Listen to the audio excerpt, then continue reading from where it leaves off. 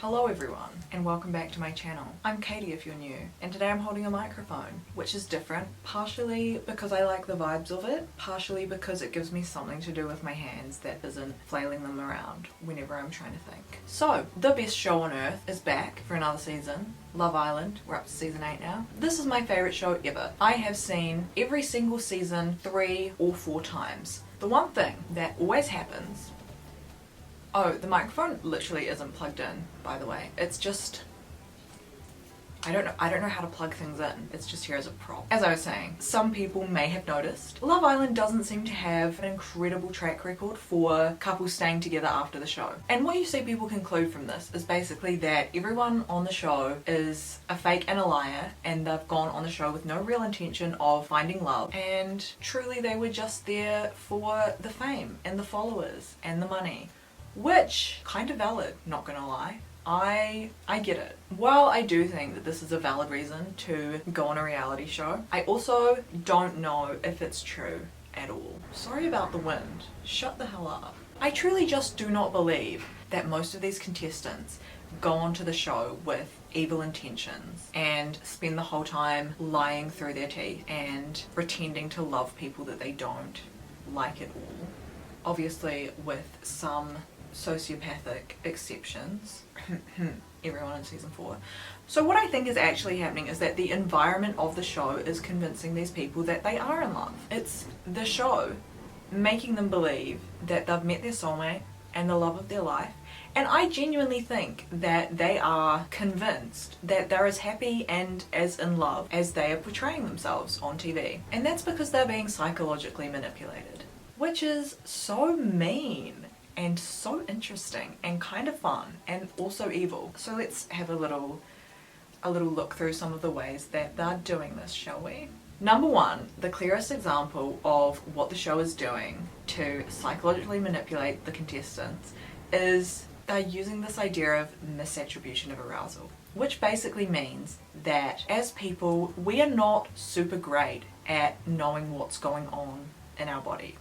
When we feel things, we don't really know what's causing them, and to us, different kinds of excitement and nervousness pretty much feel the same physiologically. So when you're in a situation that's scary or exciting, you kind of have the same physical reaction to when you are feeling excited about someone romantically. You have the heart rate thing, and all the hormones and stuff doing their hormone things. And so when you're around someone feeling excited or nervous, you can pretty easily convince yourself that they are the reason. So Love Island kind of creates nervousness and excitement in a lot of different ways. Obviously number 1 is the fact that they are literally on a TV show, which is scary and exciting. So the whole premise of the show, they're going to be feeling nervous and excited, especially on the first day. Everything that happens on the first day of Love Island is so evil and incredible. But yeah, also then they send them off on dates that are kind of fun and exciting. I think they go in helicopters or climb up cliffs or whatever, do active stuff outside, and just every time they have a recoupling or a dumping, just all the nervous energy from that is going to be making you feel things. So basically on the island, in the villa, you are in a lot of situations that are making you feel nervous and are making you feel excited, and it's pretty easy for you to misattribute. It's a rough word to say. Misattribute, that doesn't sound right. So they could be misattribute? Oh dear. Anyway, they could be blaming these physiological reactions that they're having on the person that they are coupled up with at the time. I've explained this concept really poorly. It's a big one in psychology and a very easy thing for people to use if they want to manipulate people into falling in love with them. So you get some free advice in this video, is that if you want someone to think they like you when they don't like you, take them on a date that is in the sky. But my second piece of advice is don't do this, because then someone who doesn't like you thinks they like you. Anyway, moving on to number 2, which is an obvious one, and that is the fact that they are completely isolated from the outside world, and they are spending 24 hours a day with each other every day for 8 weeks. They literally have no form of entertainment other than pulling each other for a chat and also occasionally doing a weird elaborate challenge with no point other than to make people feel bad, which is something that I'll come back to later. This excessive time together basically puts the whole relationship on fast forward, because within the space of 1 week, these people had literally spent as much time physically with each other as most people in a relationship would spend within like maybe the first 2 or 3 months. I don't know, I don't really have relationships, so I'm not sure how much is a normal amount of time to spend together, but definitely not as much as they are having. Also, they're taking away all of the distractions that you might normally have when you're starting to date someone, so how people might watch movies together or go bowling or something. I don't know. They can't do any of that in the villa, so they literally can just talk to each other. All of the time they are spending together is discussion. So basically you'd be spending all this time together and you would be really getting to know this person. And in general, the more you know people, the more you tend to like them, unless they kind of suck. Also, just to throw in a little bit more psychological theory, there's this thing called the mere exposure effect, which basically means that the more you are exposed to something, the more you like it. Because we like familiarity, we like comfort, and these contestants are being exposed to each other a little bit. Number 3 is the evilest manipulation tactic, for sure, I would say, and that is making them feel super insecure, which is something that I would say most of these contestants have not felt a lot of in their life. They're clearly not used to not being the most attractive person in any given room. It's always so funny, I love their little introductions where they're like, oh yeah, never been rejected in my life, if I want something I always get it. Hilarious, obsessed with that. I just had another thought about something really good. Remind me to come back to it in 2 minutes. Okay, so basically they're all used to being the top pick, I guess. And now they're suddenly in a villa with a bunch of people who are equally as attractive, if not more attractive than them. And this is a bit of a shock. And now they realize that they have to use their personalities, not just their looks. And I think this is kind of confusing for some of them. And I'm not going to name names, but I think that there are some people that you can very clearly tell they never had to develop any kind of personality due to the fact that they were always just hot enough to get whatever they want. So basically they're kind of like when all the 4.0 students go to Harvard and they're no longer the smartest person in the room. And let me tell you, insecurity makes people behave silly. It makes people needy. It makes people desperate. It makes people try way too hard to make other people like them. It makes people put up with things that they probably wouldn't otherwise put up with. It's so evil. So basically they've got all these people who never felt insecure in their lives. That's an exaggeration, they probably have, everyone feels insecure. Anyway, so basically they get all these people who probably don't feel insecure about their looks very often and have put them in a position where they potentially might be feeling kind of insecure. Also, like, the nature of Love Island is inducing insecurity with the whole gets dumped, gets swapped around, new people, blah blah blah, everyone's sexy. It's really good for making you feel secure in your relationships. Okay, anyway, what I wanted to come back to is something fun and evil. And that is related to the thing that they've stopped doing this season, which is on the first day when the girls step forward for the boys that they want and the boys choose to couple up with one of them. Anyway, I'm realizing that this is basically a demonstration of this idea that I have no idea what it is called. I genuinely cannot remember what the theory is called, but basically we tend to end up in relationships with people who are about the same level of physical attractiveness as us. And this is because throughout our lives we experience situations that indicate to us our relative level of attractiveness. So if you're someone who is always being asked out, you kind of would pick up on the fact that you're relatively attractive. So basically all of these experiences throughout our lives kind of help us to identify our physical value, which I really hate using those words because the idea of having a physical value is gross to me due to the fact that there are much more important things that a person can have, like the ability to juggle. Oh my god, I really wish I could remember what it was called, but basically they did this experiment, evil, the most evil experiment, where they got 10 men, 10 women, and they gave them each a number 1 to 10. And they didn't know what their own number was. And the goal of the experiment was you had to partner up with the person with the highest number. So obviously, everyone goes up to the person with the 10. And the 10 very quickly identifies that they have a high value. They're like, I get to be picky. So they pick the highest number because they can. And the other highest number would be doing the same. Whereas someone who has a 1, they're going to very quickly realize that nobody wants them, so they can't really be picky. They have to take what they can get, which is horrifying. And do you understand how this applies to dating?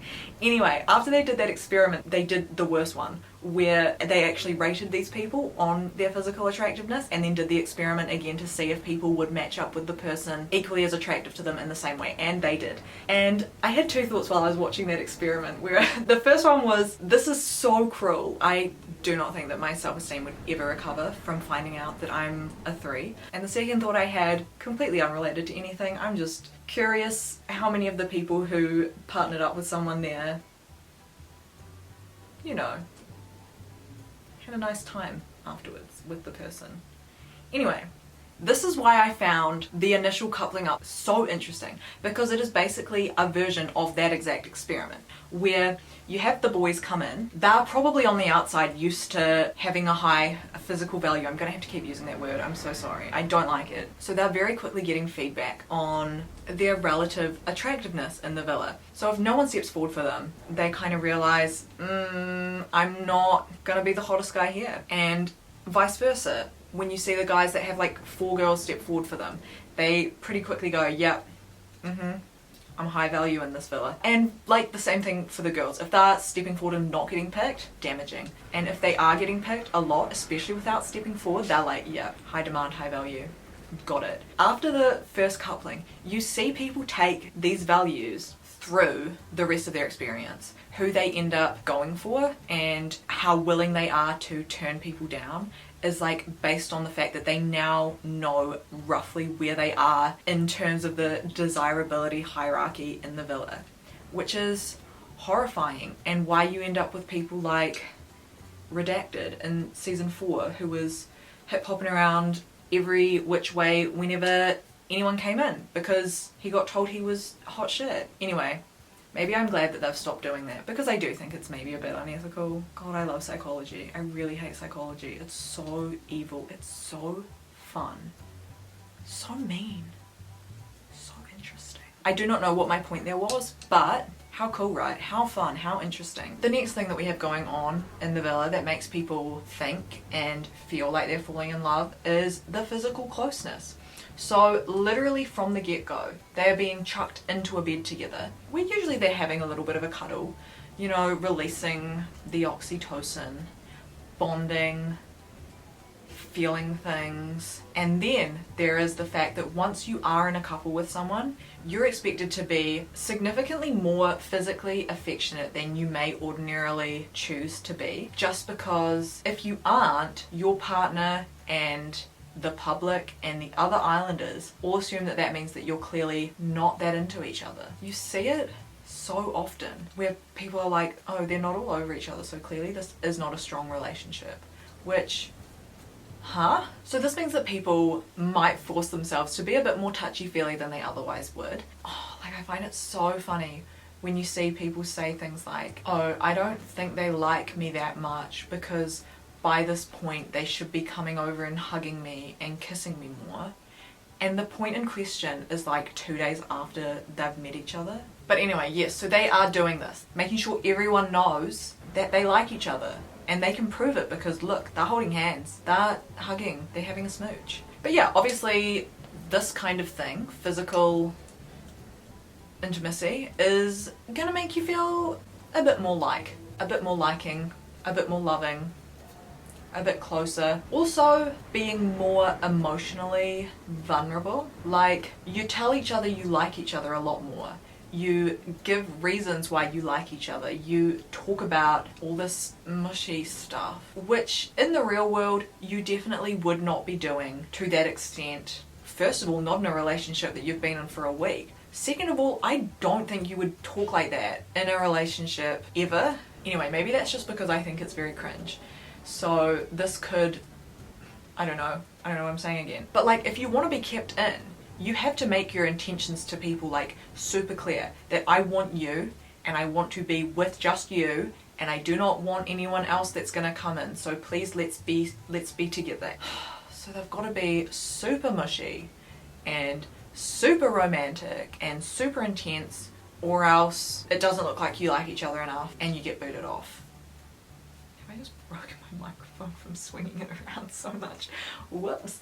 I don't want to say that in order to stay on Love Island you basically have to love bomb the person you're in a couple with, but you do. Oh no, I'm looking at my list of things that I want to say and it is so long and I feel like I've already been talking for 45 minutes and I'm gonna cry and stop talking here. So fortunately or unfortunately, depending on your views, I am going to have to stop here and make a part 2 because I have so much more to say, and also I want to do a video on why we, the audience, are so obsessed with watching this. So I suppose that this is going to be, for the next minute, the Katie Can't Spell Love Island series. Oh, you don't care? You don't want to hear it? Cope, because I want to say it. This is literally allowing me to combine my only 2 passions in life: social psychology and reality dating shows. Anyway, this is very important to my emotional health, so like, comment and subscribe for more. Turn on the notification thing. Oh, and also please send ITV2 an email and tell them to put me on the next season, because I think I would be good at it. I think I would have fun, and also it's really, really, really cold in New Zealand during June and I want to go to Spain. Anyway, that's all. Back soon, Kate. Love you, bye!